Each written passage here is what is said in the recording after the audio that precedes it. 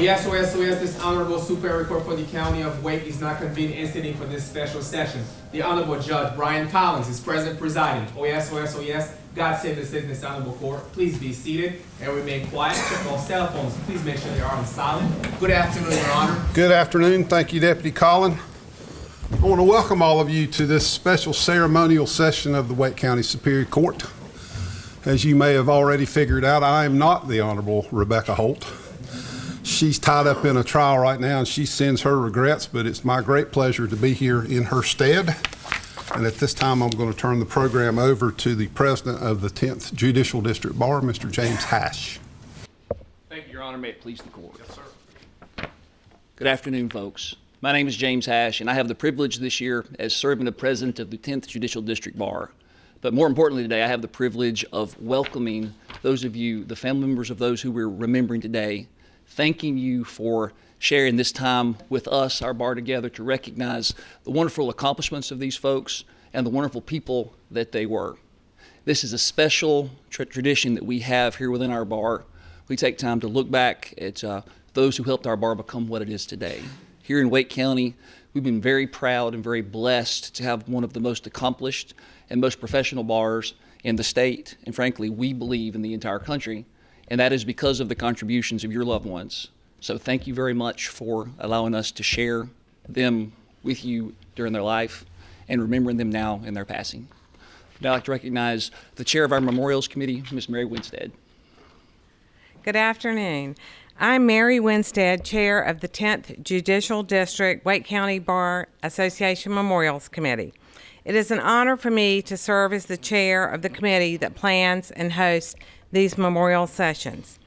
On behalf of the members of the committee who are listed on the program, I also want to welcome you to this special memorial session of court. You know, we've heard a lot this week about the greatest generation. We have collectively paused and reflected on their lives and sacrifices, and we have traveled back in time with those who made the trip back to Normandy, where they made history. And we've expressed our gratitude for their service. And in so doing, we are keeping their memories alive. We are inspired by their stories, and we seek to learn from the display of the values and character traits we hold dear. As I watched the news of these events, it struck me that these memorial sessions of court have some similarities. Today, we collectively pause. We take time from the motions and the trials, from meting out justice in these courtrooms and all that comes with that, to honor and reflect on the lives and careers of 6 attorneys who were no longer with us, but who have each left a legacy that we want to honor. We take time to reflect on their lives and their enriching contributions to the profession and our communities.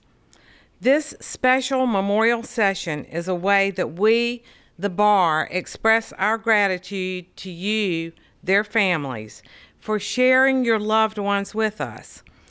And in so doing, we aspire to keep their memories alive. The 6 distinguished lawyers we honor today have been remembered in other ways and at other services. But this memorial session of court is different because it allows our bar to celebrate with you, their families, friends, and colleagues. Today, these 6 lawyers will be remembered by other lawyers. You know, most lawyers are pretty good storytellers, and so I think it's safe to say that you're in for a treat today. Perhaps you'll find, as I often do, that you learned something you never knew about some of these attorneys we honor. And in this group of honorees, you'll no doubt hear of the personification of the character traits and professionalism that we as a bar hold so dear. It is appropriate that we gather in this space to remember your family members and honor and pay tribute to our deceased brothers in the law. After all, Many of your loved ones likely spent as much time with other attorneys and in these courtrooms as with their families, and so it is fitting that we pay them tribute in this place in a special session of court. Hopefully, this session will be a welcomed opportunity for reflection and remembrance, as well as a time to share a laugh or two. It is the sincere hope of our bar that this session of court will be a memorable and special time for you. On behalf of the Memorials Committee and our bar, again, I want to thank you, families of our honorees, for sharing them with us and for allowing us to honor them today. Our first honoree is Ronald C. Dilthey, and he will be remembered by Charles George and then Ted Smyth.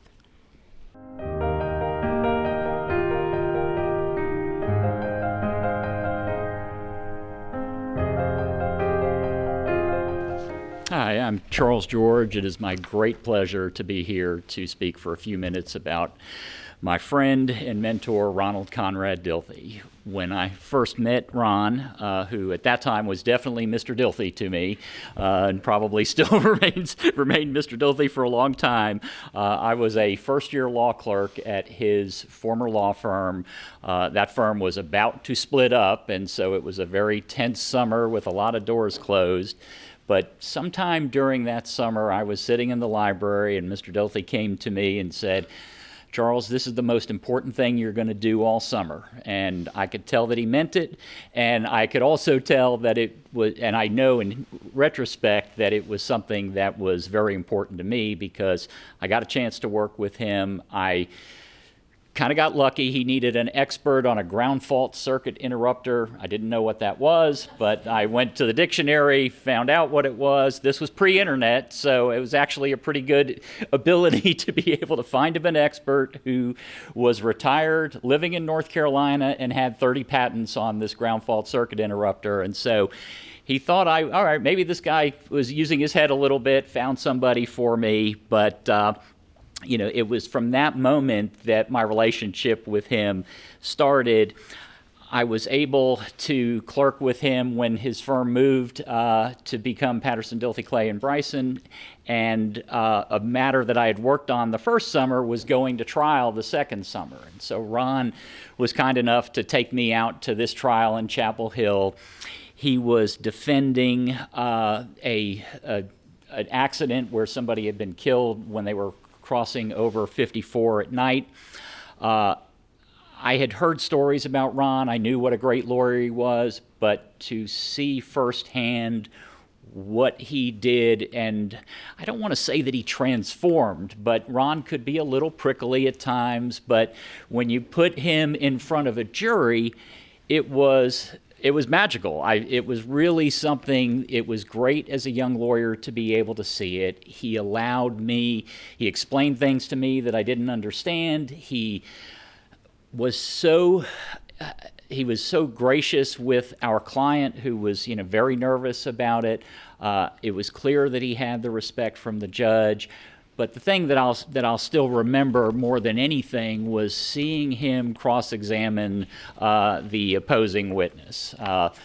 The guy did a great job on direct. It really was not looking that good for our client, but when Ron started his cross-examination, I felt like by the time it was over, the expert was apologizing for being up there and saying the things that he did about what our client could do to avoid the accident.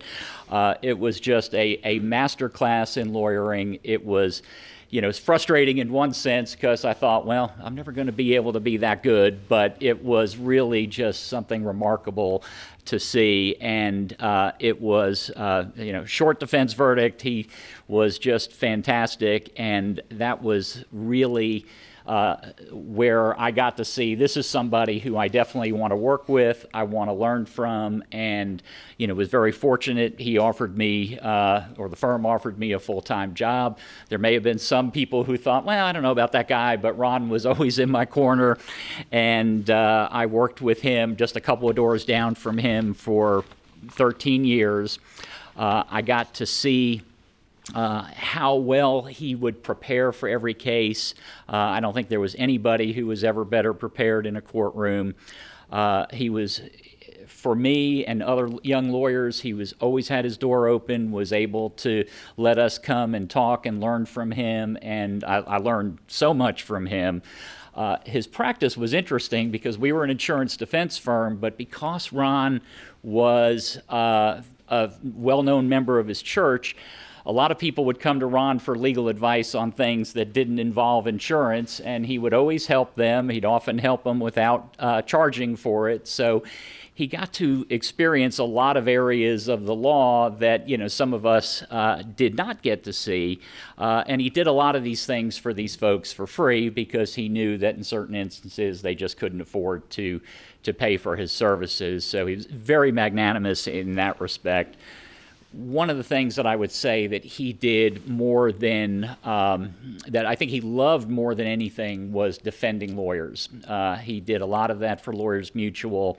You're in a malpractice case, it's kind of the worst time you can be, and he was, very comforting to these lawyers. They felt good that he was there.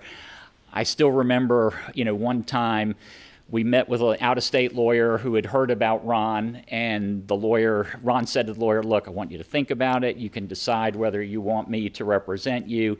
The lawyer said, "I don't need to think about it. I don't need to sleep on it. I have heard so much about you and your abilities. There isn't anybody that I want representing me other than you." And this lawyer was able to see that in a very short period of time, and I really think he understood and got just unbelievable representation in that case. Ron has contributed to the bar in so many ways. He was, one of the things that he did, and probably people in this room may know about it, they took his workers' compensation class at Campbell University. And at Campbell, it was technically called workers' compensation, but it really was life as a lawyer in North Carolina. And so I'd have, over the years, so many people tell me that they went to his class, they learned things that they never would have learned anywhere else but for taking his class, and it was something that they just never forgot. I know I'm splitting time with Ted, so I'm gonna wrap up here, but I want to say that for me in particular, what really set Ron aside, apart from anybody I've ever known, and honestly, I'm so lucky to have been a part of his life. I think about where I am in my life and I do know that I would not be where I am but for his contributions. But in 2007, I left Patterson Dilthey and went to work at Wyrick Robbins. I remember one of the last things we were working on, a client came and talked to me and he said, "I can't believe how disloyal you are. You're leaving Ron's firm." And what he didn't know is that Ron and I had spoken about this. I came to talk to him to say, "Look, this is a good opportunity." He put his arm around me. He said, "If you were my son, I'd tell you to take this job." When he told me that, I knew that I was making the right decision. And I will forever be grateful for his mentorship, his friendship.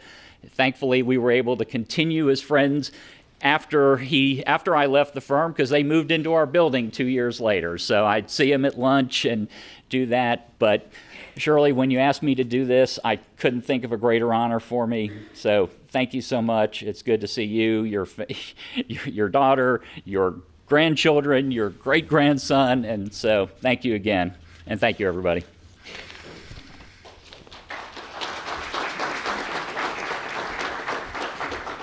Please support, Your Honor. Yes, sir. I'll be mindful of the time and try to split. And how do you describe Ron Dilthey in 7 minutes? It's almost impossible to do that. I'm also humbled by all the other great lawyers that are being honored here today. It's just I was just thinking just now, what a tremendous law firm just those 6 people would have made. You would not want to litigate against them for sure. And I could talk today about what a wonderful husband he was, and a father, and a family man.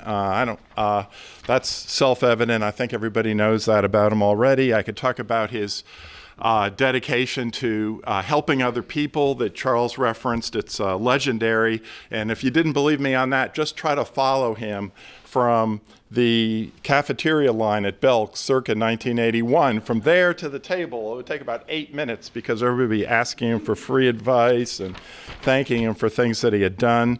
He single-handedly helped wrestle down the problem of doctors and lawyers fighting back in the old days before we had video depositions, and came up with a solution with the medical legal guidelines, which are still in our book today. I checked this morning and they're still there. So they withstood the test of time over many, many decades.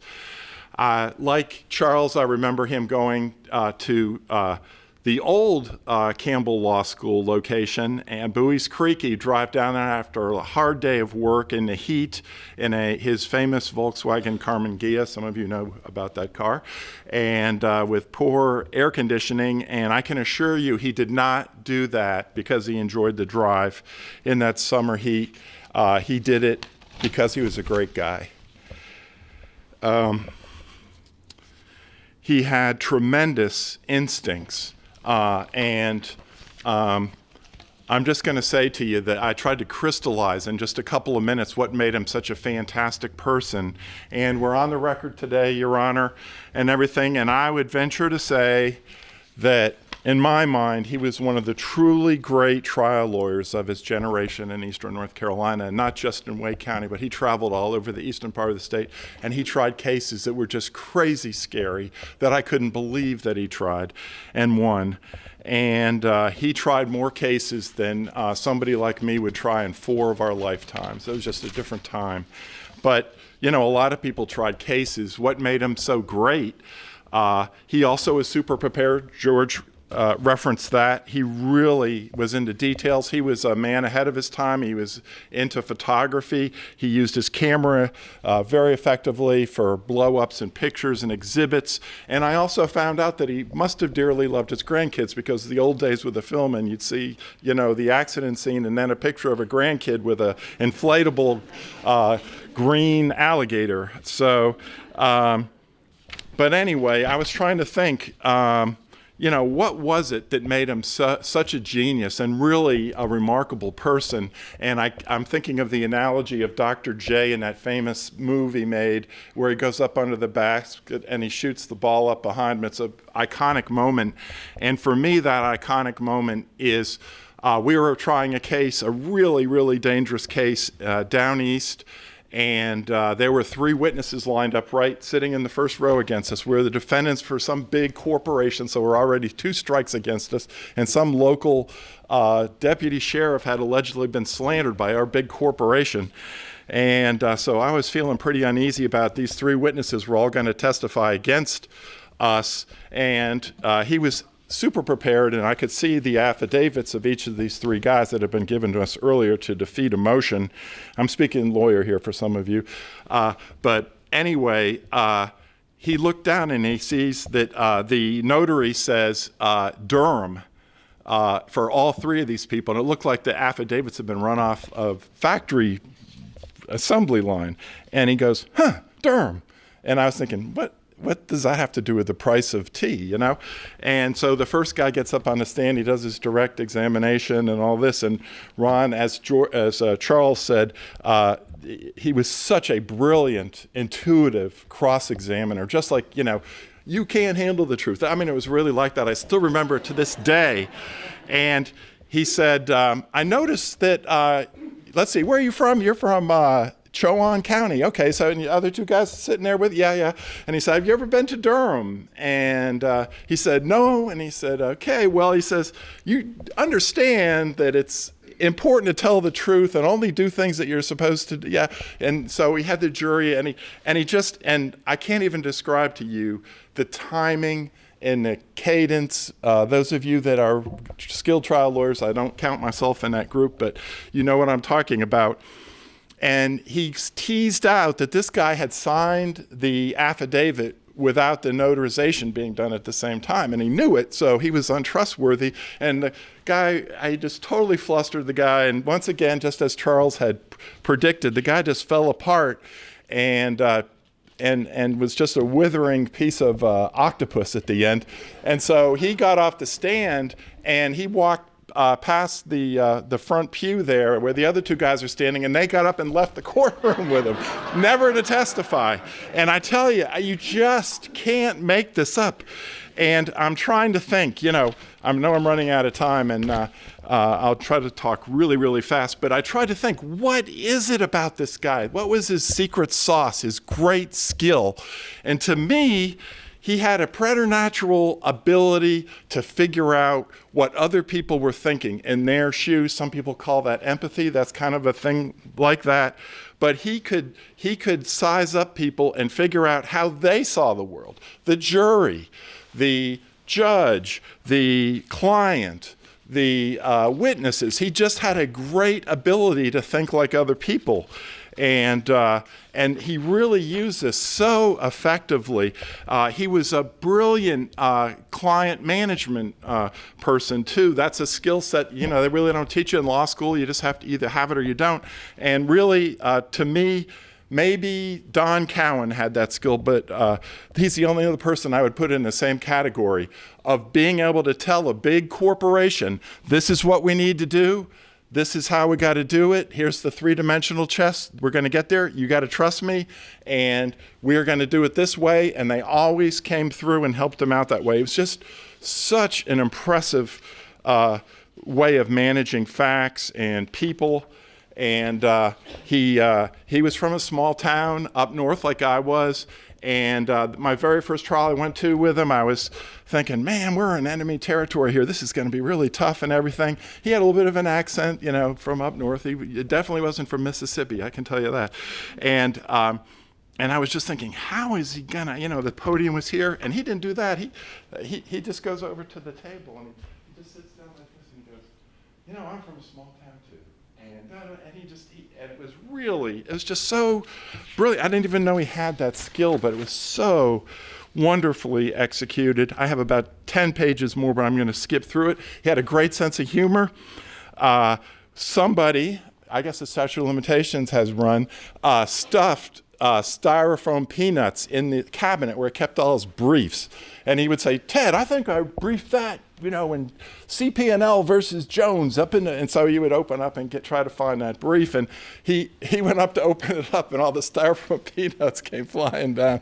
And I had to hold, but you wouldn't try that on him unless he was a good person. And he just acted like it was like nothing had happened, and he's just wading through them. And I've got a lot more I could say about his just incredible talent. They just don't make trial lawyers like him. And I put the emotional part for the last. He really knew how to help people, and my dad was dying, and he knew it, and he figured out where he lived. And I don't know how he did it without the internet back then. And he wrote him this long letter on ivory stationery and told him what a great lawyer I was, even though it wasn't true, and that I had a great career. And I went back to see my dad, and he was so proud of the letter. And how many people think of doing stuff like that anymore? He was a wonderful guy. I mean, everybody feared him, but he had a great heart. He had a great sense of humor, and he was a really, really once-in-a-lifetime talented person. Thank you for listening.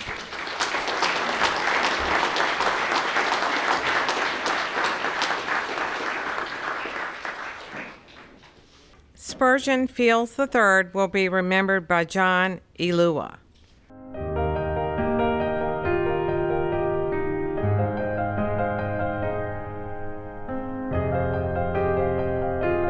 Good afternoon. My name is John Okezie Nkemakalam Eluwa. That's a mouthful, but I needed to say that. First, I would like to thank the family of Spurgeon Fields, particularly the older sister who is here today, Andrea Field. The younger sister who lives in Georgia did say that she may not be able to make it, but to thank everyone that came to honor her brother. I would like to also say that when Andrea picked me to speak on honoring Spurgeon Fields, she sent me in a spin of nervousness and ball of anxiety. A reason being that, one, I have not done this before. Two, it's hard to do this for your peer. Spurgeon and I were born the same year. Usually you do it for an elderly or parent or uncle. But Spurgeon and I were born the same year. That's February 1956. And I came to U.S. As an older student. And when I met Spurgeon, he was way ahead of me because of the fact that he was born here and I wasn't. And I don't hold myself, or I don't consider myself a speech writer, but I'll speak from my heart and some notes that I made today.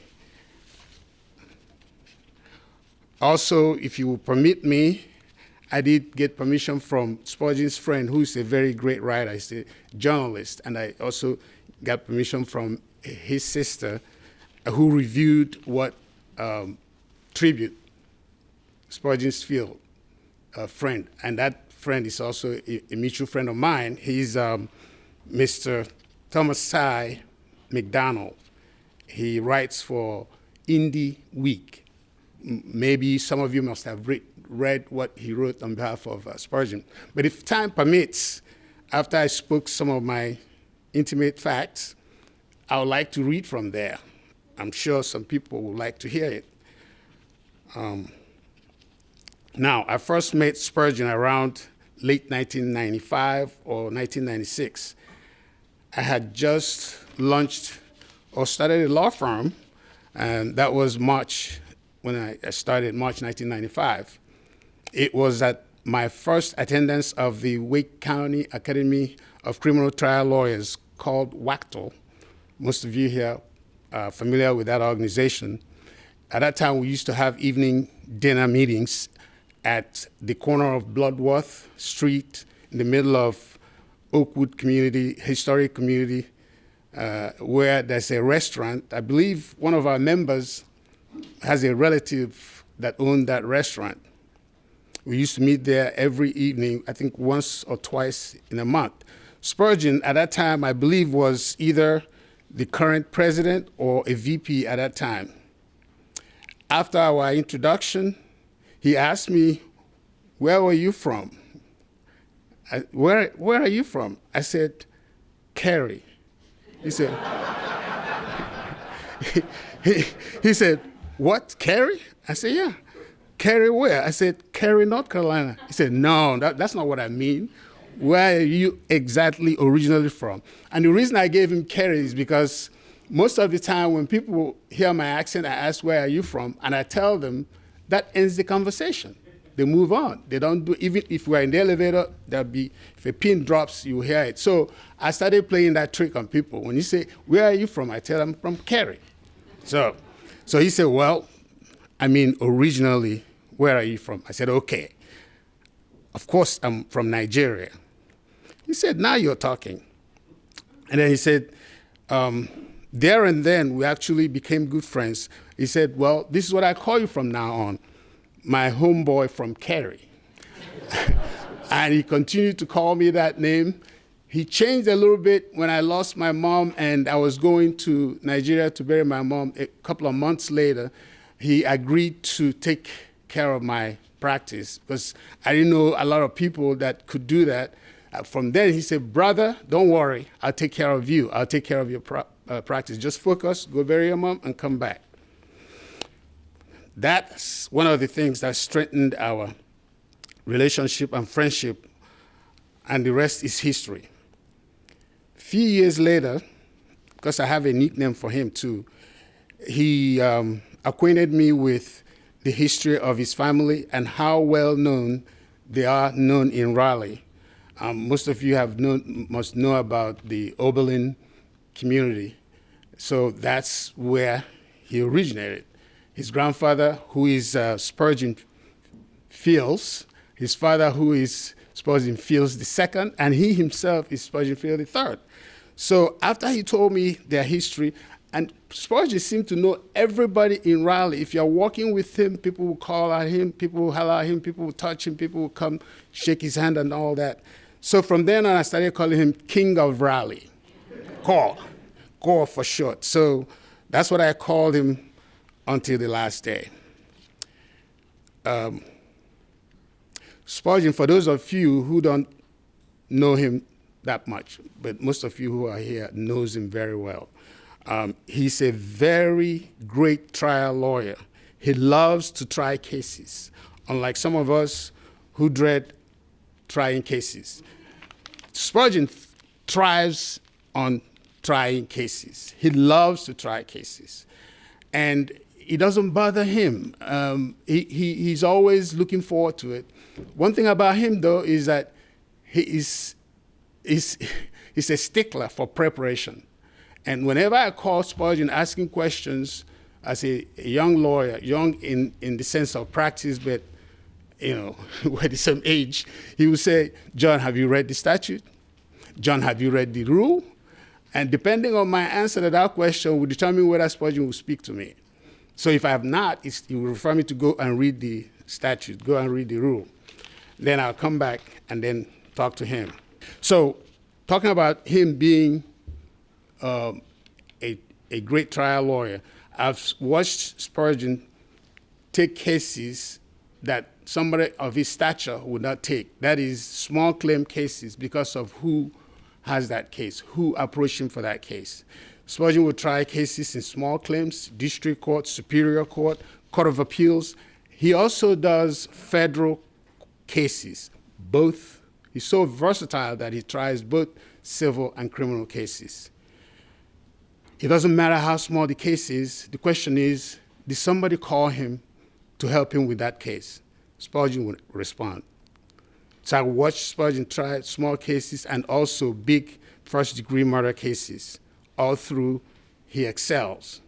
He's so versatile that even the complicated civil matters, him, who is known as a serious and big criminal defense lawyer, will take civil cases and shred them the same way he does with criminal cases. He told me that he gets his most joy and satisfaction when he represents the underprivileged that normally cannot afford to hire or retain their own lawyer. He said to me, I became a lawyer to help people, not for the money. So that his sole mission and vision and purpose was to help people with his skill. As I said, my relationship with Spurgeon is kind of intertwined, both professional, social, and familial. Let me, at this time, go through some words that begin with the letter F, the positive word that are important to Spurgeon and also will describe who he is. The first thing there, the first is family. Family. I'll go through each of them, hopefully time permitting. Second one is friends or friendship. Third one is food. Believe it or not, food. I will explain. The fourth is females. Don't drift. I'll explain too. And then the fifth is freedom. Freedom that his email is free your mind for the personal and free our mind for the office .gmail. And then I have fun. He's the master of fun. And then also I have famous and at the same time frugal. Frugal because Spurgeon can stretch $1. Spurgeon doesn't live superficial life. Spurgeon is very practical with his money because his purpose is to help people, so he's not extravagant. But he's famous because I don't care where you're walking in Raleigh or even in Charlotte, somewhere where I have walked with him. When I say walking in the street, people will call him by his name. People will recognize him. People will say a lot of kind things about him.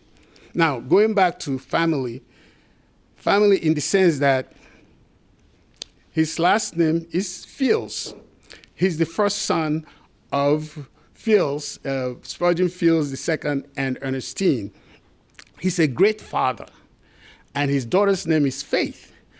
The daughter that I know when she was born, and Spurgeon gave me update all through the time.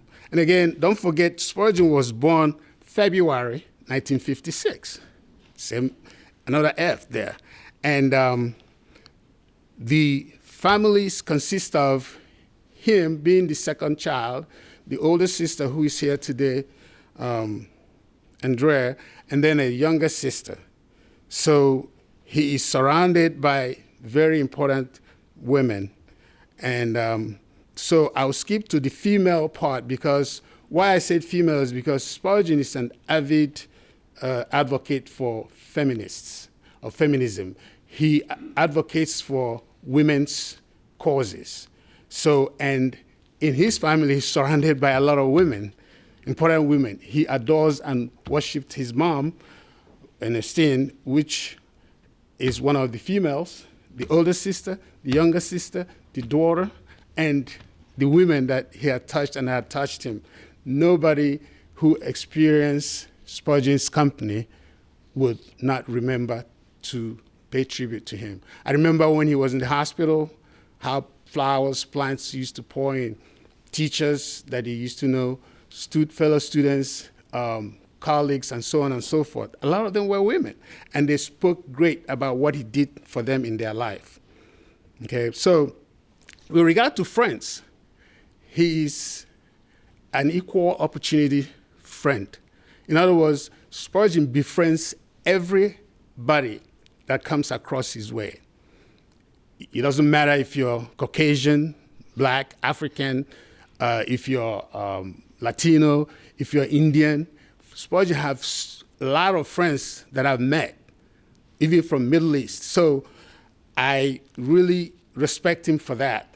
He taught me what friendship means. And at the time he was in the hospital, during his last days, the sisters could attest as to the people that come there.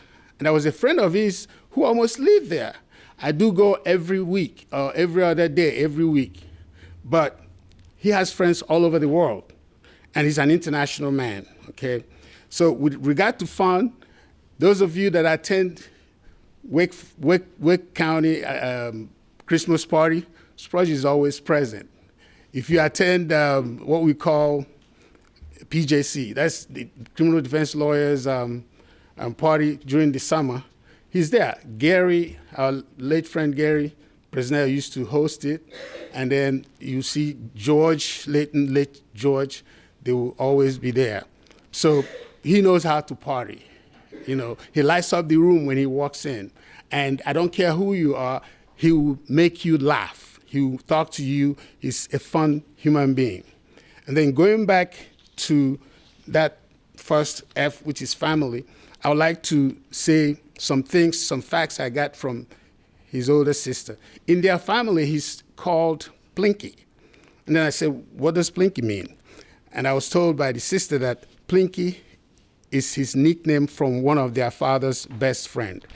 And the origin is that their father loved this friend because his zest for fun and adventure. And then his beguiling sense of humor. That friend has beguiling sense of humor.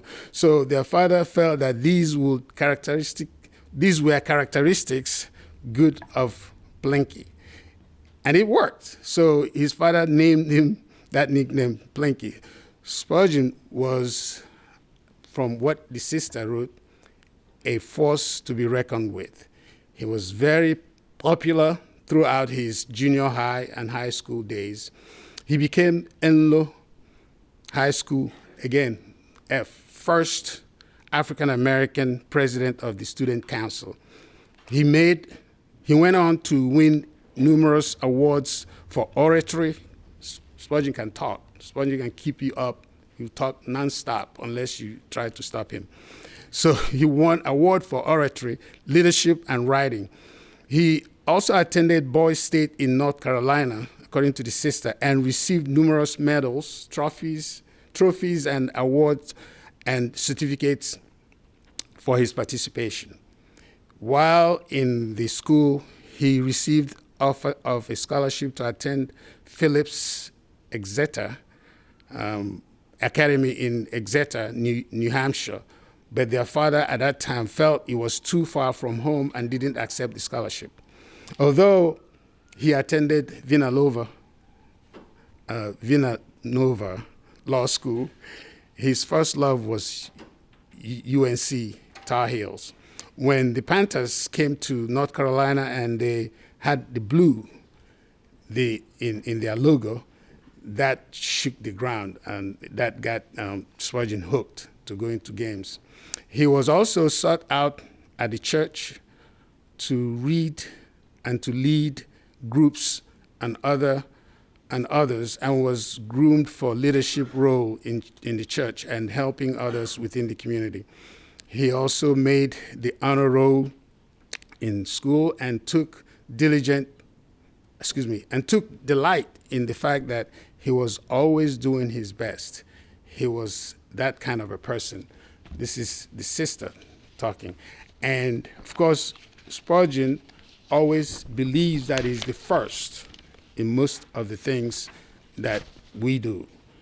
I'm going to read from the tribute that his friend paid to him. Thomas C. McDonald is a mutual friend of him and I, Spurgeon and myself. He says, this is a Carolina blue songs for one of the Triangle's unsung heroes, Spurgeon Fields III. Field, a Raleigh attorney and former Assistant State Attorney General under Roy Cooper, died recently after a valiant struggle with cancer. Spurgeon Fields was brilliant, selfless, gifted with a wry sense of humor, a ready smile, and a generous spirit, albeit tough as a nail. He was one of the few real brothers in Raleigh. This is quoting journalist Barry Sanders talking to McDonald. He said that to him after he learned that Spurgeon had passed. Spotting Spurgeon Fields wearing a beret and a newsboy cap atop his head while strolling along the sidewalks of downtown Raleigh. He never fails to brighten your moment. Harlem Brown, McDonald would yell out to him with a ready smile and recognition. Spurgeon would throw up a hand or a fist in reply and roll towards those two friends. McDonald said he was a hell of a cat. Spurgeon Fields III was born in Raleigh on February 11, 1956. Spurgeon, was born to his father, Spurgeon Fields II, and Ernestine Fields. By the way, Spurgeon's mom passed January 27th, I believe, and later that same year, October, Spurgeon passed. So he buried his mom, celebrated his birthday, and later on passed on. The second oldest three of the children, Spurgeon grew up in the city's Walnut Terrace and Apollo Heights communities. One of his sisters, Rosalind Fields Arnold, told the congregation of mourners that while growing up, she worshipped him. And while describing an older brother who enjoyed building model airplanes and cars and loved chemistry sets, he read books and comic strip. By the way, I didn't say anything about food that I mentioned. Spurgeon is a great cook and prides himself in doing so. He always invite me to have some dinner or some breakfast. He would do a spray. And I was lucky to have him come over when my wife invited their family from Roxborough to do a grill for us, the Thanksgiving of 2021. Spurgeon was such a voracious reader, he read the labels on food cans. he made points. He made it a point to correct his younger sister's grammar and introduced her to jazz. In addition to his beloved UNC Tar Heels, he loved dark roast coffee and food again. He loved food like nobody's business, the sister said. Spurgeon graduated in 1974 from Raleigh-Inlow High School, where he was elected to serve as the first black student body president, as mentioned that before. He earned the undergrad degree from UNC Chapel Hill. He studied English and political science before breezing through law school at Villanova University. That's how the sister described that. He was also always the smartest person in the room. I've experienced that a lot of times. You cannot win argument against Spurgeon, and Spurgeon cannot sit quiet and let you say something without challenging you. While studying at UNC Chapel Hill, Fields in 1976 was one of the 16 students who chartered the Mu Zeta chapter of the historic Alpha Phi Alpha fraternity, whose members include Martin Luther King Jr., Thurgood Marshall, W.E.B. Du Bois, and Dick Gregory. Highlights of Fields' legal career includes his work with the late prominent attorney Carlton E. Fellows and advocating on behalf of clients in cases across the state. He served as an assistant attorney general in the NC Attorney General's office from 2001 until 2006. The bulk of his work with the state consisted of representing Department of Transportation in condemnation actions. His cousin Majority Field told Indy that. Now, after he left the AG's office, I got my signal. He turned around and was representing people to get the accurate amount they deserved for their land that the government was taking. So Spurgeon also is one of the historic the persons that found Capital City Lawyers Association with Mohammed Shalon, who is in this courtroom today, as well as Mr. Other elderly attorneys that did that organization. My time is short, but I pretty much have covered what I needed for you to know about Spurgeon. He's a great guy. Moreover, particularly, he's a wonderful friend. And I would like to conclude by saying a quote by American psychology professor Ellen Langer of Harvard University. There's a acronym, GLADO, which fits Spurgeon. He shows gratitude, he has love, he has authenticity, he is direct and open. And I hope that he gets eternal bliss as he travels with our ancestors. Thank you all for coming.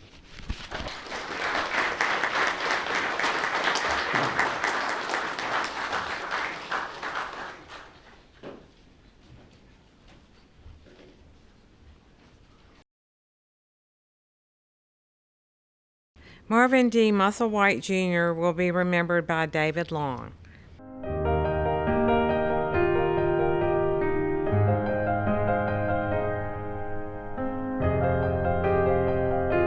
I'm David Long. I'm going to talk a little bit about Marvin, but I'm going to talk about a lot of incestuous things here today. I'm going to talk first about things that Marvin isn't. Unlike Ron and Spurgeon, Marvin wasn't a great trial lawyer, but Marvin was a whole lot more versatile than the two of them combined. I can promise you that. One other thing I want to get out of the way before we get too far into this, Marvin was not a Tar Heel fan. Marvin was anything but a Tar Heel fan, in spite of the fact I'll get to some of his neighbors who were in a little while. And Permar back there, David Permar was a fraternity brother of mine. Shirley Dilthey, Bobby and Marvin, me, their whole Wake Forest crowd were on a 17-day cruise in the Mediterranean years ago. I mean, this thing just keeps going around in circles. But I want to start here by going back, way back before 1956. This is actually, I'm in the mid to late 60s and early 70s. Want to turn your attention to Wilson Lane, which is a little burg in Raleigh, out St. Mary's Street from Glenwood Avenue on the way to North Hills. Nice little street. Go down the street, it dead ends. First house on the left is Wade Marvin Smyth, who's sitting back there. Wade lived there with his wife, Ann, who's here, and his two daughters, Robin and Karen. Next house was none other than Roger Smyth, who lived there with his wife, Bonnie, and their two children, who are back there. I've got to be very careful. Roger and Kimberly. The next house, and here's where it gets really interesting, was Marvin Duncan Musselwhite and his wife Barbara, also known as Bobby, and their two children, Elizabeth, now Elizabeth Wallace, and Brett, and their dog. I lived across the street. The interesting thing here is, as far as I know, and I've been to a lot of these things down through the years, first time I've ever known we've had neighbors, next door neighbors honored in the same memorial service. Marvin Musselwhite was a big man with a big personality. Marvin is a native of North Carolina. He grew up in Clinton. Played football for the Dark Horses. They were a juggernaut back in those days. He was a student body president. He went to Duke on a football scholarship. Marvin played a line position for Duke. Back in those days, it was single platoon football, so you played both offense and defense. He played in the 1958 Orange Bowl. He claimed he got pommeled by Mike Ditka in a loss to Pitt in 1959.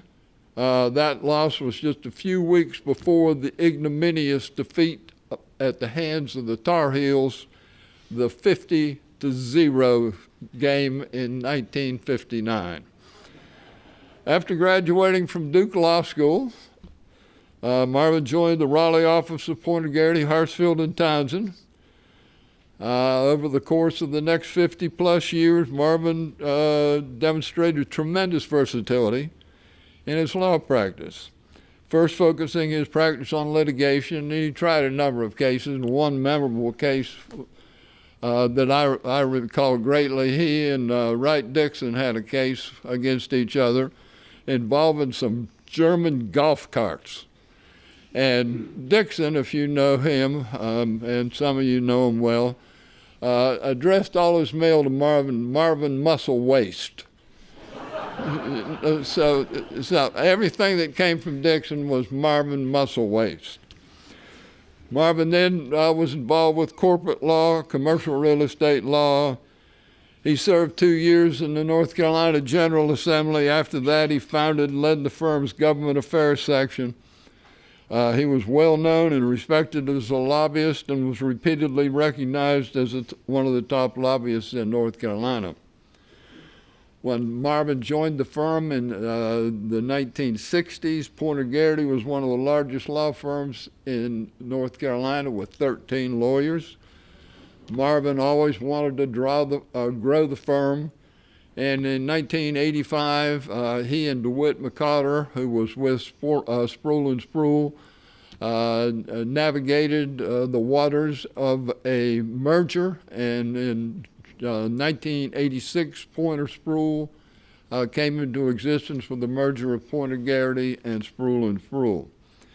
Marvin served as the co-managing partner with DeWitt McCotter over the next several years after the merger in the early days of the combined law firm. And, today the firm still exists, so that's a tribute to everyone that was involved, particularly Marvin and to DeWitt. Marvin and his wife Bobby, and one thing I should say about Bobby, we know she went to heaven. We can't be sure about Marvin, but we know Bobby went. Marvin met her like the second day that they were in Durham. Bobby was a townie. She was from Durham, but that's where they met, and they were, married for 60 plus years. God bless her. But Marvin and Bobby were actively involved in numerous civic, charitable, and church activities in the Triangle. Marvin was a member and trustee of the executive committee of the North Carolina Symphony Society. He was a board member of the YMCA, the North Carolina Amateur Sports, and president of the Raleigh Chamber of Commerce. He was a member of two Episcopal churches, St. Michael's, where he served on the vestry and was senior warden. Later in life, they were at the Christ Church downtown. One of the most proud accomplishments of Marvin was the legal work that he performed over the course of several years on the North Raleigh development known as Mitty City. And it's still there. It's a monument. Jim Pointer, and Marvin was Pointer's chosen child. But he was a great visionary, and he had people, some of you may know the name Les Brown, who was a musician of some note, was in the group of owners of all this property at Mitty City. But Mr. Pointer had people from all over that were involved. Anyway, Marvin was in charge of that development from he was the attorney and secretary treasurer. Much of the land for this ambitious project was acquired by a gentleman who worked with Marvin, and most of it, he'd come into with handwritten sales contracts. And he'd show up at the office anytime, unannounced. He'd sometimes sit in the lobby for hours waiting to see Marvin. The two of them both lived out a normal, natural life, but Marvin, he was on Marvin's short list to be killed for many, many years. Marvin was known as Grandy to his 5 grandchildren. He enjoyed sharing his love of Duke football and basketball with them, took them to games. Marvin and Bobby were particularly proud to establish the Marvin D. Musselwhite Jr. Family Endowment at Duke, a need-based scholarship for deserving Wake County children.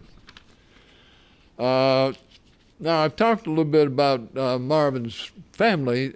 We have another adopted family member. Her name is Sandy Crisson, and Wade knows her well. Sandy joined the firm in 1980, and she served as Marvin's work wife until the day he died. When Marvin and Bobby were away and they traveled regularly, they loved to travel, she went to their house to water the plants, to feed the dog, to take the dog to the vet. After Marvin retired and one would have thought he was destitute, he would call her to bring him legal pads, pens, and sticky notes. I think there was a period of time when we also did stamps, but I think someone put a stop to that. Marvin and Bobby loved to travel, frequently with friends. Marvin, ever the leader, always made the arrangements. He had a particular habit of making reservations. If he was going to New York, for example, he'd make reservations at 3 or 4 hotels. He'd make dinner reservations at 3 or 4 different restaurants. And then when he'd get there, he'd decide which hotel he was going to stay in. Now, frequently, he and Bobby went to a hotel and went to the room actually before they decided they were going to stay in another hotel. Marvin and Bobby loved to travel, and I mentioned that. Marvin fancied himself as a dancer, and he was a big old dancing bear. We lost Marvin in January 2023, and dear Bobby a few months later. Marvin was an icon, and we miss him. Thank you.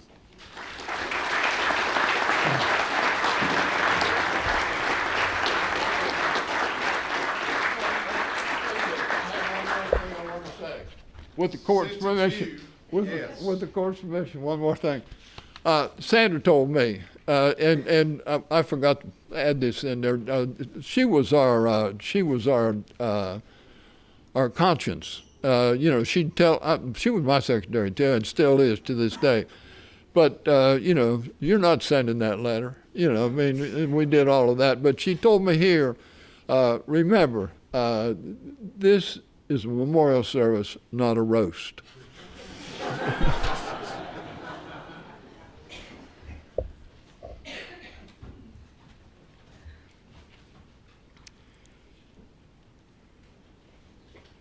Okay.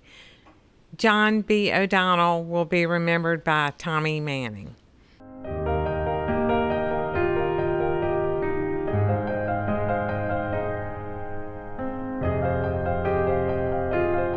John O'Donnell was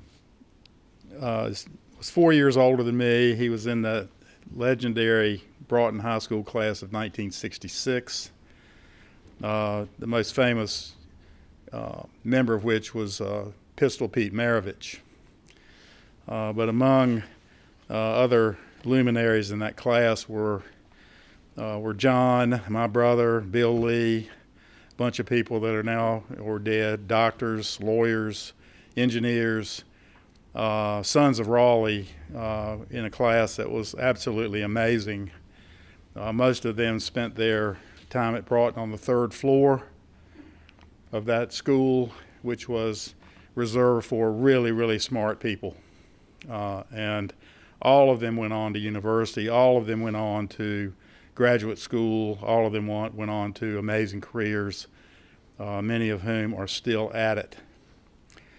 I didn't know John well. He was my brother's contemporary, but I knew that he played on the varsity football team, and he was smart as hell and had a mouth that would not stop. Even up until about a week before he died, he was at it. I was lucky enough to know him. Well, I'll go through his history. When he finished Carolina, he finished in 3 years. He then stayed at Carolina in the fraternity house that he had joined. I won't say it. It was next door to the fraternity I joined, but never did like each other there. And was a graduate assistant. He majored in history, and then he spent the extra year being a graduate history assistant for a professor in the ancient history department, which gave him lots of time to do the research on the material that he really liked about history, which was genealogical research involving John's family and his antecedents and those of his cousins.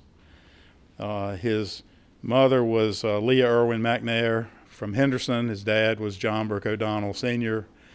And John was an only child, but he had a ton of McNair cousins and other cousins from eastern North Carolina, and he spent a lot of his adult life researching that and found his way into the Society of the Cincinnati, who are the people who are still honored as people who served with George Washington in the winter of 1775 and who starved to death and fought, across the Delaware and killed all the British, and we know the rest of the story. And so he got himself and his first cousin, Colin McNair, into that group, and then continued to write history about his family, about all the tentacles of the various families he was descended from, and He spent a lot of time in the North Carolina archives and collected that material, and his daughter has those, and one of these days we'll get around to probably publishing it. I've read 3 or 4. He spent a lot of time trying to figure out how he wasn't related to Joe Cheshire, but they were about 4 different ways. And then started in on me, and thank God, even though we had ancestors in Edenton and Elizabeth City, he never found a connection, which I consider to be a badge of honor for me in my family. No Irish poison there. I first met John as a professional. I had clerked for a judge down in New Bern, a federal judge, and when I left that and went to the U.S. Attorney's Office here, I was immediately assigned back down east to take care of my Judge Larkins from the prosecutorial perspective. And I ran into John when he was an assistant DA in Bill Burgwynn's district. And if any of y'all remember Bill Burgwyn, he was a very famous prosecutor and history buff and hunter. And when he first became district attorney, his district ran all the way from west of Durham all the way to the Atlantic. He had something like 9 or 10 rural counties in his district. And at the time John joined it, it was Halifax, Warren, and the counties on the northern Virginia border. And John, he hired him on as an assistant DA, and John lived about two steps from Bill Burgwynn's house, and so they talked history and duck hunting and fishing during the several years that John served. John stayed there for several years. I came to know him because I was investigating 2 lawyers and a bunch of drug dealers down there in that area, and I didn't know my way around Halifax County or the east. And Mr. Burgwyn took me to lunch and said, you don't want to go anywhere asking those types of questions unless you've got John and his pistol with you. And so we rode around for better part of 2 weeks, and that's when he said, well, I know you're George's brother, and you get a little more sense than he does, but anyway. But anyway, that lasted, and every time I go down there, I would call him, and he would fill me in on where I needed to go and who I needed to talk to. I came back to Raleigh, and John eventually left Mr. Burgwyn's employ when his parents got old, because they were old when he was born. And he came back to Raleigh to look after them, and he rented an office from Joe Cheshire and I for a couple of months, and then he couldn't stand that, and got his own space, and partnered up with Harold Hall and Henry Manning, who's a cousin of mine, and Larry Hill. And when Cheshire and I divorced back in the late 80s, whenever that was, I joined Hall, Hill, O'Donnell, Taylor, Manning, and Sharon.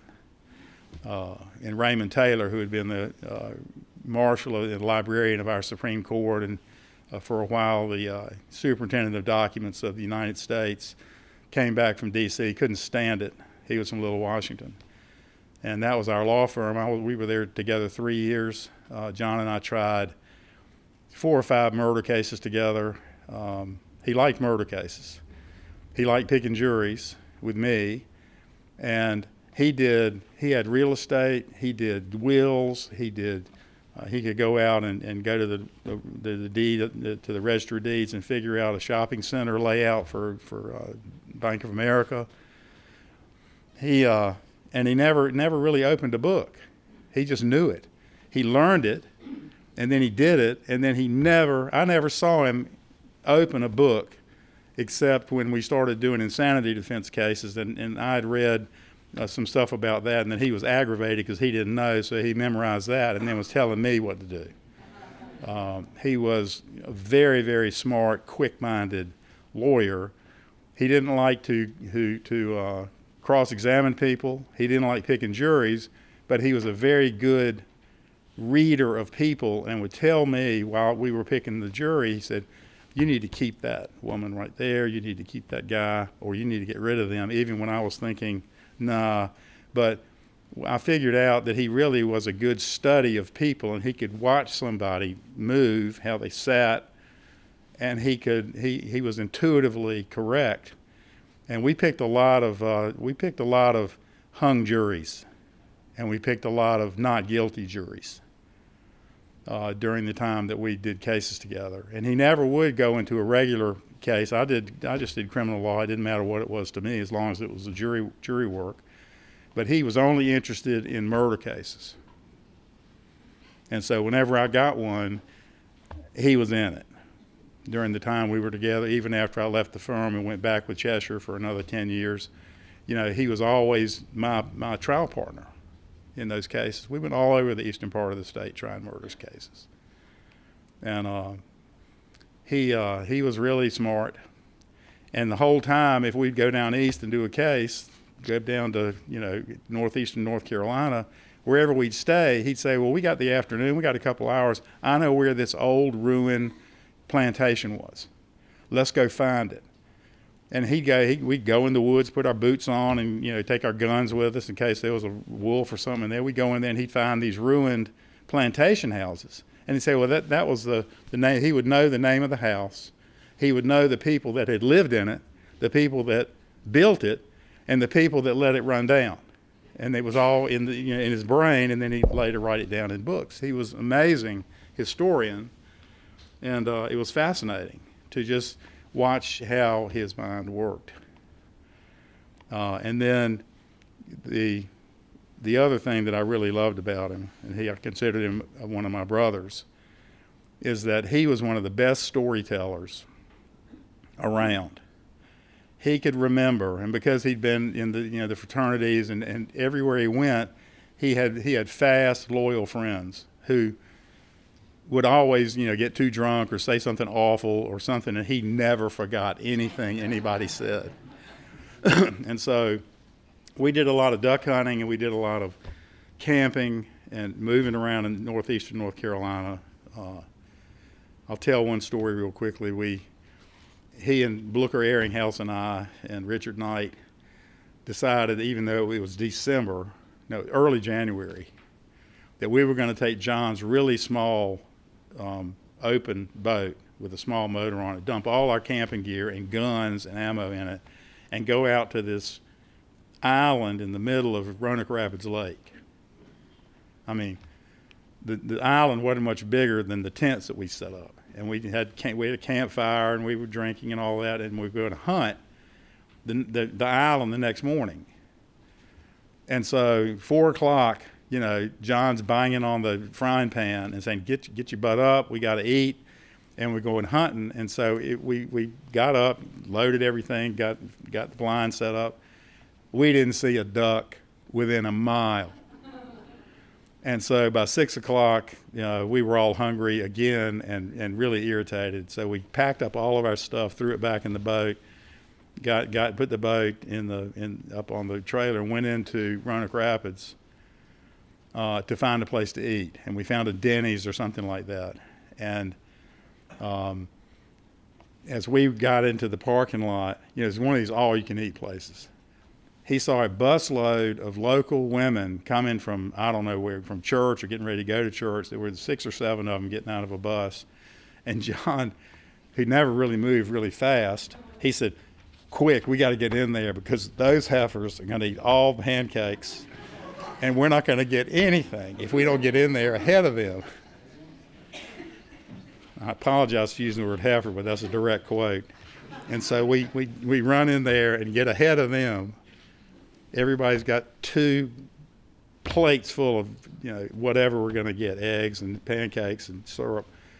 And sure enough, there wasn't a pancake on that place after those ladies went through. There was nothing left. And so we're all ate too much, drank too much coffee, and we were in the parking lot getting ready to figure out whether we're going to hunt some more or go do something else. And John said, well, what's for lunch? So he was fun to be with, and he could embarrass anybody with the memory of something they had done. And he did on a regular basis. When we would get a case here, we would go into whatever neighborhood, didn't matter what time, day or night, hunting witnesses ourselves and taking pictures of the scene and all of that. And we had to stop doing that because one of the police lieutenants, who was a friend of his, said, "John, you and Tommy got to quit going down there on Saturday night trying to find witnesses. You're going to get killed, east of here." So we stopped that and hired an investigator to do that from then on. But John was a loyal friend, and he could tell if something was bothering you, and he would pick at it until he got it out of you, and then he always had a rational solution or recommendation. And so when I reached out for people that I knew were friends of his a couple of weeks ago to say about these O'Donnell stories, I was buried with the stories. Most of them are not fit for mixed company. And so I've only told one or two that matter. I will say that it's been 15 years ago, he had a stroke while he was hunting down at the Point of Marsh on the Pamlico River, east of on the south side of the Pamlico, and he was with an EMT who was also a person that hunted with us, who had a sat phone, who was able to drag the boat and John in shallow water to the beach, and the helicopter came from Greenville and took John to Greenville, and he survived.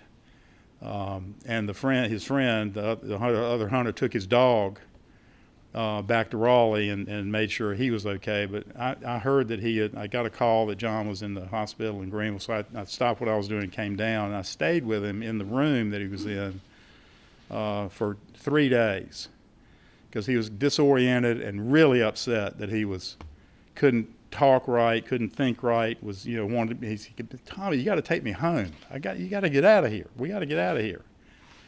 And so I said, "Well, you're not going anywhere. We got to make sure that you're going to make it." He was there for, I don't know, well over a month before they came up here. But anyway, the third day, somebody came in to evaluate him, and he was doing better by then. And so the person taking the things that was asking him, do you know what your name is, where you're from, what your phone number is, how old are you, what's your birthday? And then this nice lady said, who's your favorite president? Get ready. And I was saying, uh-oh, he's not going to make it. He hesitated, and then he said, the President of the Confederacy.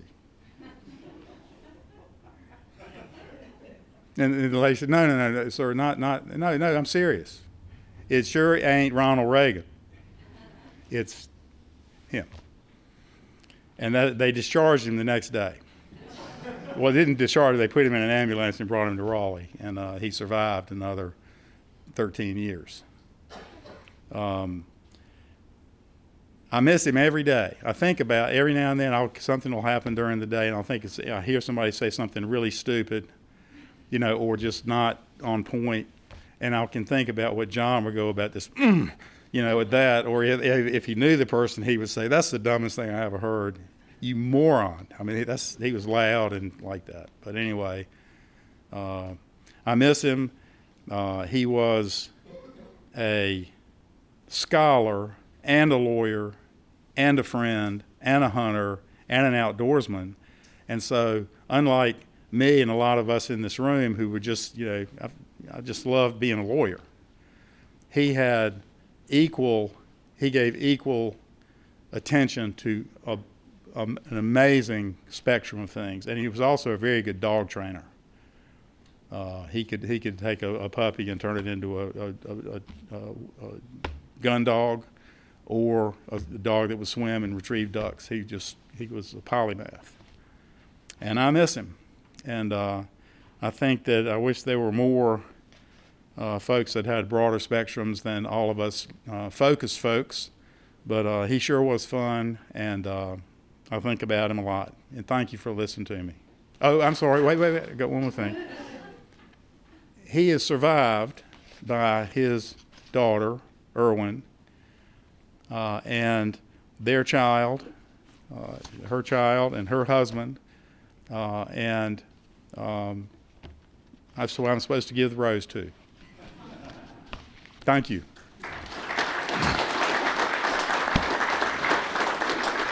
Thanks, Mary. And thank you for letting me speak for you. All right.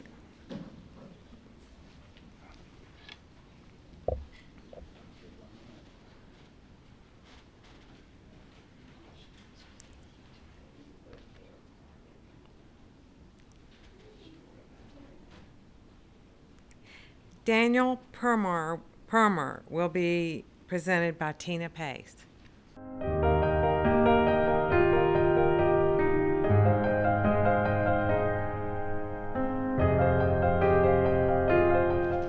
My name's Tina Pace, and I'm a partner at Hatch Little & Bunn, and I have had the privilege of practicing law with David Permar for 20 years, and I've had the honor of knowing him for 40 years. I started working at Hatch Little & Bunn when I was 16 years old. I feel like most of the partners at the time, including and especially Mr. Permar, were second fathers to me. I feel like they raised me, and I think they probably felt the same way too, as many times as they had to get me in the lane and do what I was supposed to do. So I'm ever thankful to them. And I'm very thankful for Ann and Hayes and Lucy for allowing me to speak here today about David Permar. I thought of what I wanted to say. I could give you a list of his educational accomplishments, his community awards, the biggest cases that he did I could talk about, but that wouldn't tell you how much David Permar meant to Hatch Little & Bunn and how much Hatch Little Bunn meant to David Permar. So I can't tell you about Dave Permar without telling you about Hatch Little Bunn. So in 1972, Hatch Little Bunn was run by Judge Hatch, Jimmy Little, and Buck Bunn. Some of you here know those people, many don't. It's been a long time. But it's my understanding that at the time, Buck Bunn practiced law in front of the Utilities Commission. So he did a lot of utilities work. And I have always heard that Dave Permar had written a law review article about utilities law. And that's why he ended up coming to Hatch Little & Bunn. His parents had retired here, so that's what brought him to Raleigh. But the reason he got the job at HLB is because of the law review article. Isn't that funny? Just a little something can change the course of your life forever. So Dave Permar joined the group at Hatch Little Bunn. There were a group of young whippersnapper attorneys at the time: Harold Berry, Bill Few, John McLean a few years later, David Permar, and Dick Jones. And these young attorneys were being fed by Jimmy Little, who was one of the best rainmakers that Hatch Little Bunn ever had. He really was an excellent business attorney. He brought a lot of business clients to Hatch Little Bunn. He really built the practice that was the foundation for that. But these young attorneys were going to be tested very soon. Jimmy Little passed away unexpectedly. And I've heard the story so much, I feel like I'm the firm historian. I feel like I was there. All of these young attorneys, Mr. Berry, Mr. Permar, John McLean, Bill Few, Dick Jones, gathered there in the library at 327 Hillsborough Street that next morning, shell-shocked, wondering, were they going to keep their clients that Jimmy Little had given them? Was Hatch Little Bunn going to continue to exist? And they put their nose to the grindstone. Judge Hatch came back. He had kind of semi-retired at the time, but he came back 5 days a week. These attorneys worked really hard. They never lost one client. And it was probably a year and a half, they said, before they could really breathe a sigh of relief and know that Hatch Little Bunn was going to continue to go on due to their efforts. And Hatch Little Bunn continues to this day. I think it's a real testament to what they did that Hatch Little Bunn still exists in its current form. We've never merged. We've never sold to anybody. We practice law in that same 327 for from 1962 until we sold it in 2017 and moved over to Glenwood Avenue. So it was sad to leave what I consider to be home, and I know what Permar loved because he definitely loved 327. Permar practiced in utilities law, and he had a client, ADR, and he practiced that for years. He started in the, I guess, early 90s. He started doing cable law. I guess because of his work in front of the Utilities Commission, he kind of landed into it, and David Permar became an expert, probably the preeminent attorney in North Carolina on cable law. He helped the city of Raleigh, Wake County, all of these surrounding jurisdictions, became involved with Triangle J, Council of Governments, and he helped all of these towns and municipalities with cable contracts and cable law. And he worked on that. That was probably the primary focus of his practice during the time that I knew him as an attorney. And I do remember, this is my most famous Permar quote. I believe this was my first day of work as an attorney at Hatch Bunn. And he gave me a case, he was telling me about it. He said, and listen, he said, I've forgotten more law than you know. And I remember thinking at the time, I'm not sure that's something I would brag about.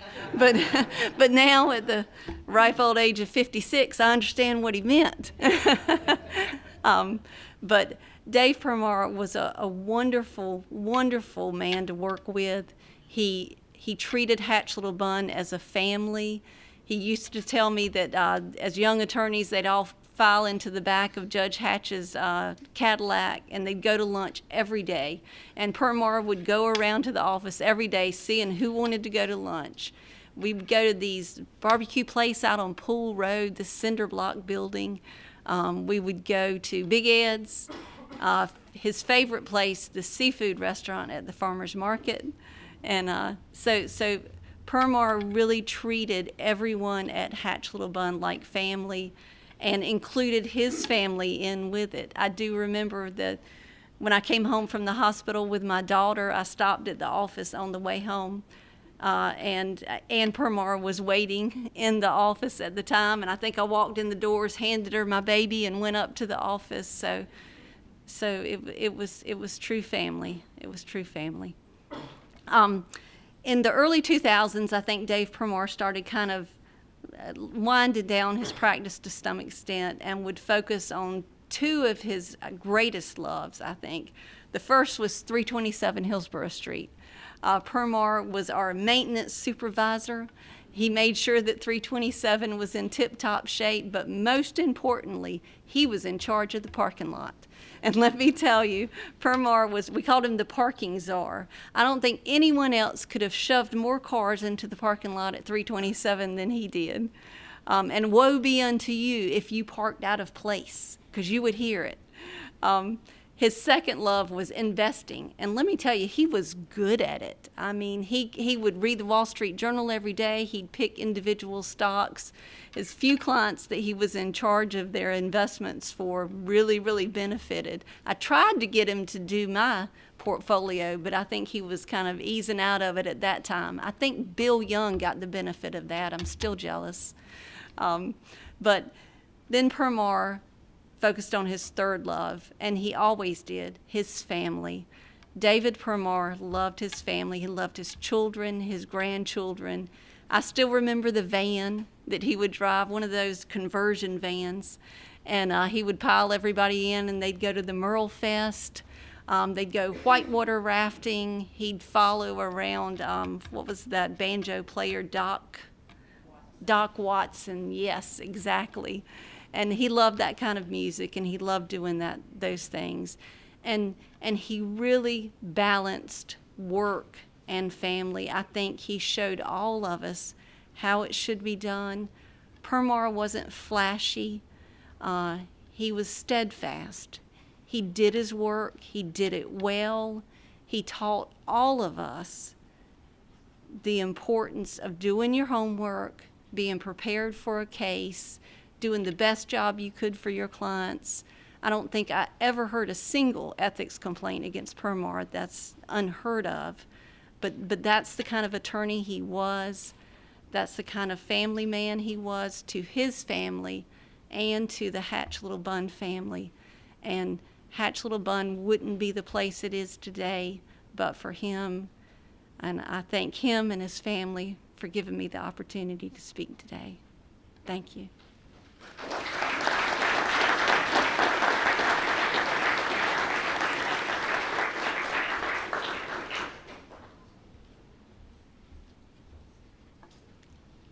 Our last honoree today is Roger W. Smyth, Sr., and he will be remembered by Roger Smyth, Jr.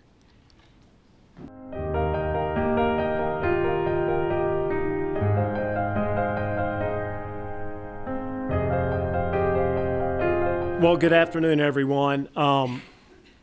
Thank you all so much for being here to honor all of these wonderful men, these attorneys, who really gave so much to our profession, the practice of law.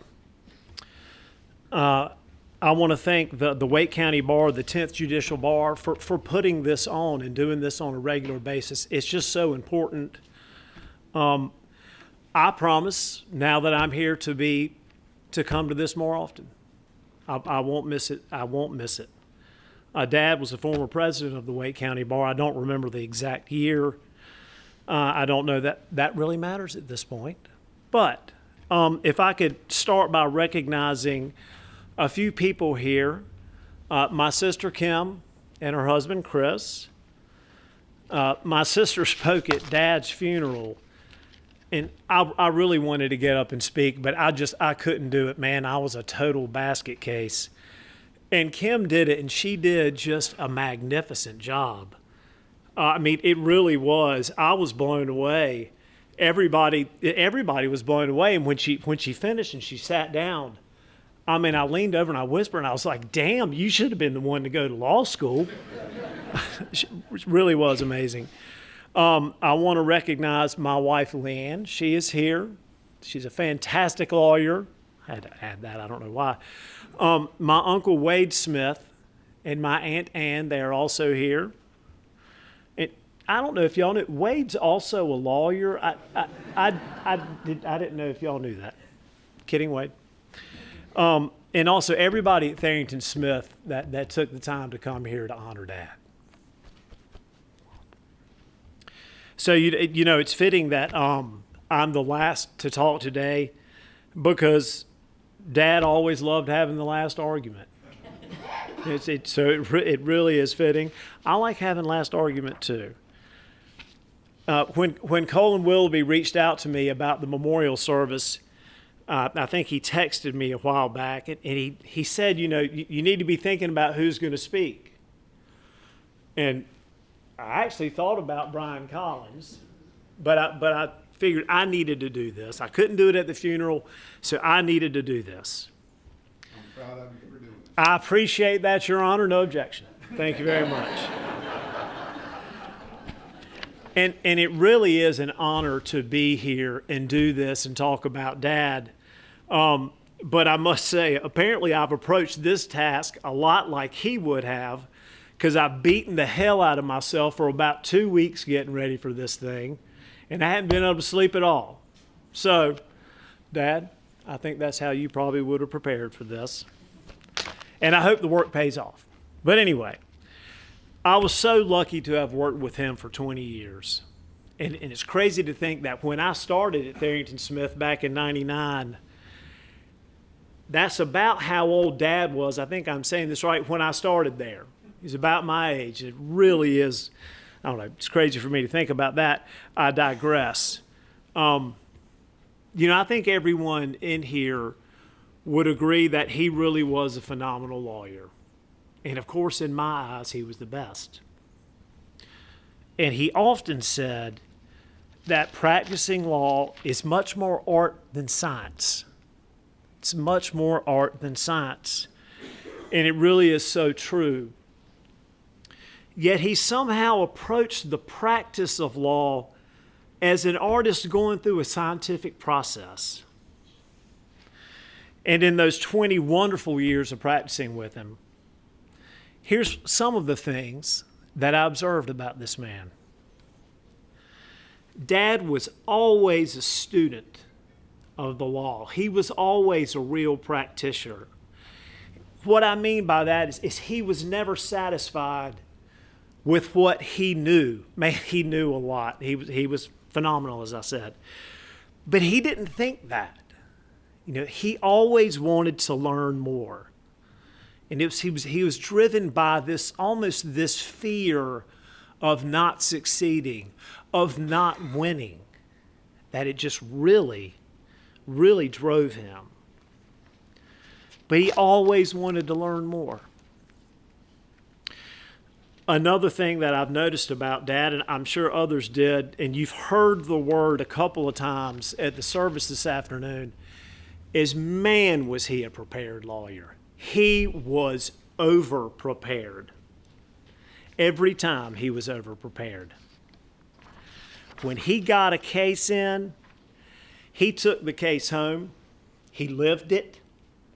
He knew everything about that case. He didn't miss anything.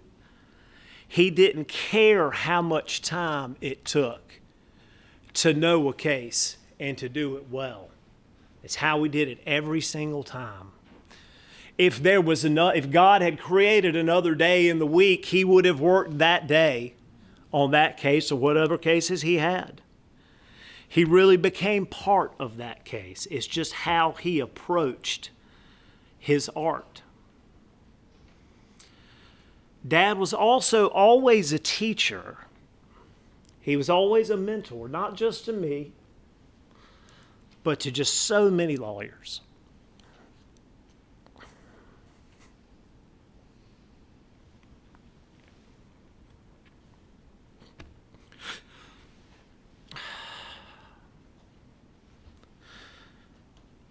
I'm good. Just work with me a little bit. Now, after Dad finished a big case, he reflected on it. He reflected on it and he wrote about it. Me, after I finish a big case, I'm off to the beach so fast I'm leaving my dadgum dress shoes on the curb by the car. Not Dad. No, he thought about the hell he had gone through, doing it his way, to really do it right. He reflected on it, and he wrote about it, and then he talked about it. Then he taught about it. Then he would go speak to group after group after group on what he learned going through his process, crafting his art. Death penalty cases, for example. In his younger years, he handled many death penalty cases. He represented James Hutchins. It was the first death penalty case after North Carolina had reinstated the death penalty. I think it was 1977. Tommy, you would know, but it's in the late 70s. But Dad was appointed that case to represent James Hutchins. And man, this is a time where there just weren't a lot of resources out there. I mean, obviously you're not getting on and Googling how do you pick a jury in a capital case, but there just weren't the resources out there. Well, damn it, Dad just figured out how to do it. And it didn't matter how much time it took him to figure out how to do it. And then what did he do? Well, of course, he wrote about it. And I didn't bring in here today, Lynn and I have boxes at home of legal treatises, articles he has written, and I have a notebook at my office this big. I'm sorry I didn't bring it. But man, it is presentation after presentation after presentation to the Conference of DAs. I'll mention one of those later on in my remarks, and I'm not going to be too long, I promise. But yeah, I've got one, how to pick a jury in a capital case. He went through the hell to figure it out. And then he wanted to teach others how to do it. And that's just what he did. He taught lawyer after lawyer after lawyer how to be a lawyer and how to practice law. it was midway through his career that, Dad's approach, that painstaking approach, really started to take a toll on him, and he knew it. I'm not talking about when he was late in his career, about my age. He knew it was taking a toll on him. So what did he do? Well, of course, he wrote about it. And that's when he wrote the Don't Drink Coffee with Your Client speech. And it became a somewhat famous speech for him. And I think this is the original manuscript that I have. And this is I'm not going to read this, good Lord, I promise. A speech to the Conference of District Attorneys Training Seminar, November 1, 1990, by Roger Smyth, Tharrington, Smith, and Hargrove back then. He gave that speech, so this may have been the first time he gave the speech. I'm not sure about that. It was at the Conference of DAs, but he gave the Coffee Talk speech, as it became known, at least 10 years running at Campbell University at the request of Dean Leary Davis. They were really, really close. And then I know when Leary moved to Elon Law School, I think Dad did it a couple years there. I was so lucky. I got to see it a couple of times when I was at Campbell. And man, that was such a treat.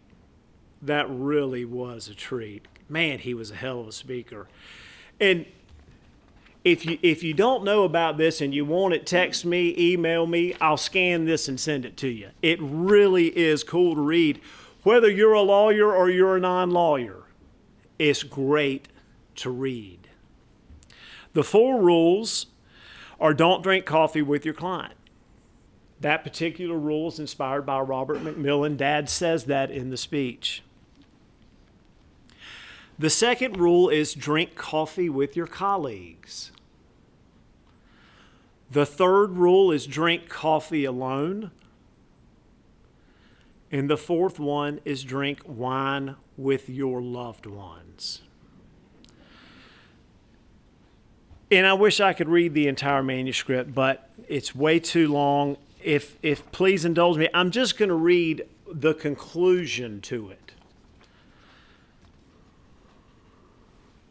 We lawyers simply cannot afford to give our entire selves to our clients in the cases and causes in which we become involved. When we do that, we run the risk of caring too much and becoming paralyzed with fear. We come to have unrealistic expectations of ourselves.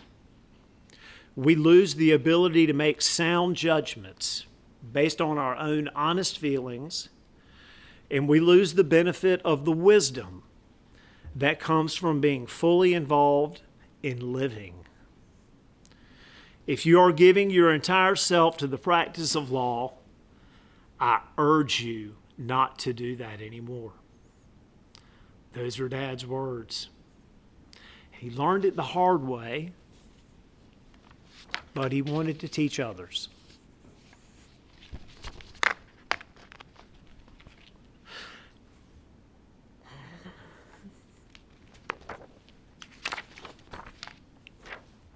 Now,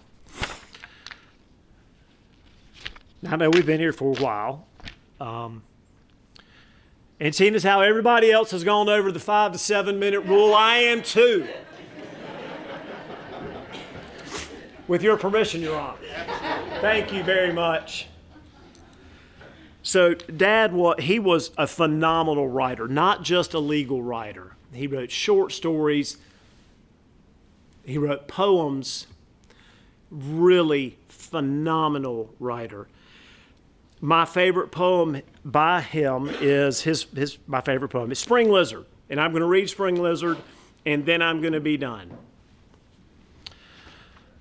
There's been a spring in nearly every mountain crease I've found.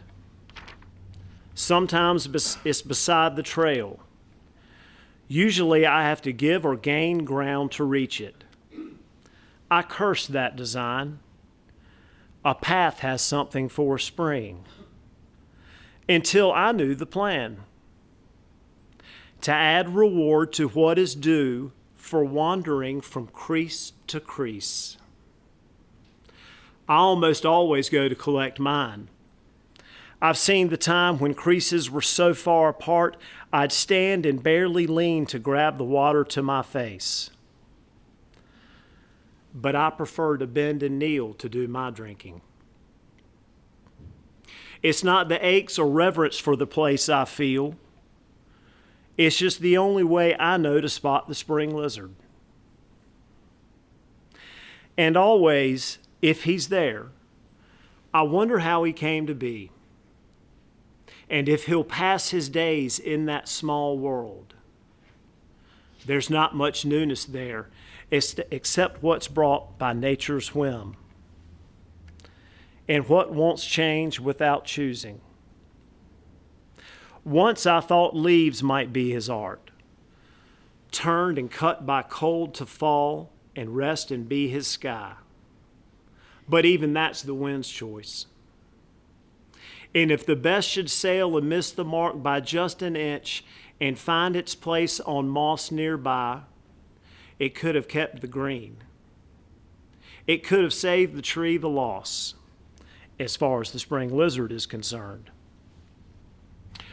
But I suppose, like me, he's glad to live. Mostly I'm just glad to know his scurrying's there to give me what I sought him for. The message that his living brings. The water's good. Life knows life.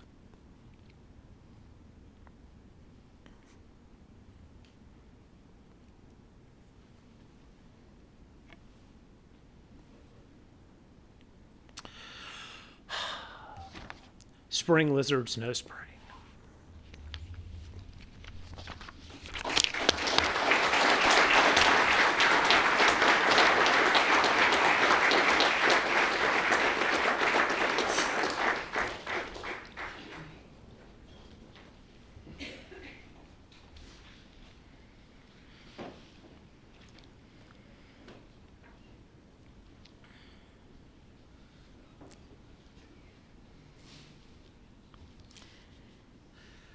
I want to say a few thank yous. I want to thank our esteemed Judge Brian Collins, who his name really, since I've been involved, has been synonymous with these memorial sessions. He's always so accommodating, as today.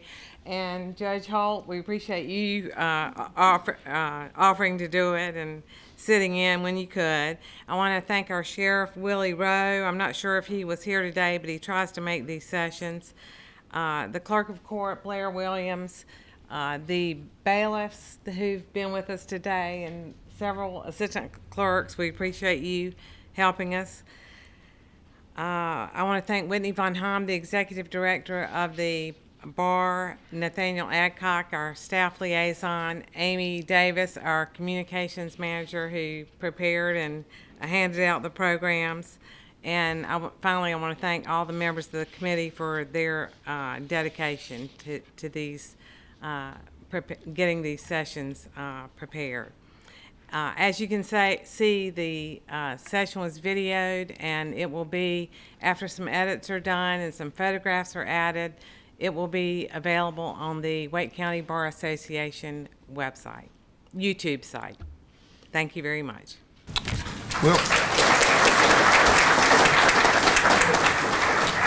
and the biggest thanks of all goes to Mary Winstead, our chair of our committee and our fearless leader. A lot of work goes into putting these sessions on, and she keeps us all straight.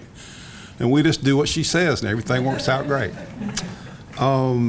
We have no more business in this courtroom today, so I want to invite you to stay and visit with each other. I know we've been here a long time, but we don't get together like this much. The courtroom is open to you to visit, to enjoy each other. I think that's an important thing that we do. And so thank you all for being here. And with that, Mr. Sheriff, please place this ceremonial session of the Wake County Superior Court into adjournment sine die. All rise. Oh yes, oh yes, oh yes, this honorable special session of Wake County Superior Court is now stands adjourned sine die. Oh yes, oh yes, oh yes, God save the citizen, this honorable court. Thank you very much. Everybody. Good afternoon. Thank you.